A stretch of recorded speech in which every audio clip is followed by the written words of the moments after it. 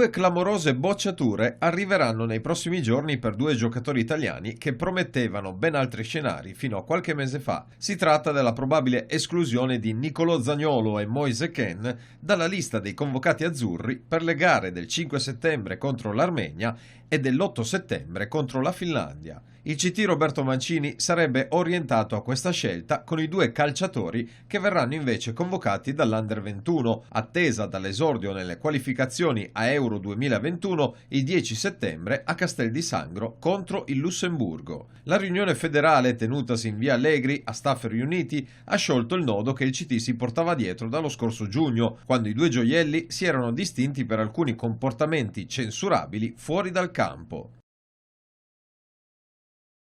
Siamo all'ultimo rush finale del mercato e la Juventus ha ancora molto da fare. Attualmente il club bianconero si trova con 5 nomi a cui serve una sistemazione: Rugani, Matuidi, Dybala, Mandzukic ed Emre Can. Per quanto riguarda l'attaccante croato, la destinazione più probabile sembra essere il Barcellona. Ci sarebbero stati infatti nuovi contatti tra Fabio Paratici e il club blaugrana. Anche Emre Can potrebbe andare alla squadra spagnola nell'ambito di uno scambio con Rakitic, soluzione che porterebbe una plusvalenza ad entrambe le parti coinvolte. Per il centrocampista sono aperte anche le piste del Bayern Monaco e del Paris Saint-Germain.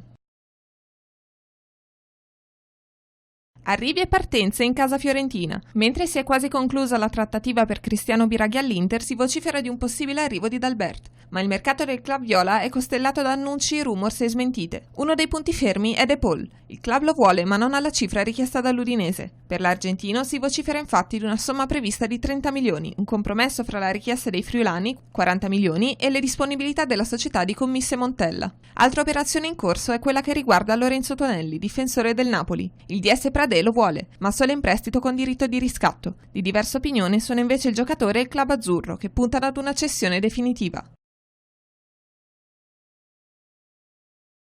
Fernando Alonso ha completato la 3 giorni di allenamento di Rally Raid con Toyota Gazoo Racing, che si sono svolti nel deserto della Namibia in vista della Dakar 2020. Il pilota spagnolo ha completato i quasi 1000 km di allenamento al volante della Toyota Hilux, seguito dall'ex vincitore della Dakar e compagno di squadra Guignél de Villiers. Alonso ha commentato: "Sono molto contento dei miei progressi dopo il test di questa settimana. Ho iniziato a capire molto di più di come funziona la guida sulle dune e grazie alle lezioni di Glyn e Guignél abbiamo fatto buoni progressi. Il mio obiettivo in questo momento è quello di affrontare la preparazione come un'avventura e cercare di migliorare passo dopo passo ogni volta che salgo a bordo dell'Hilux."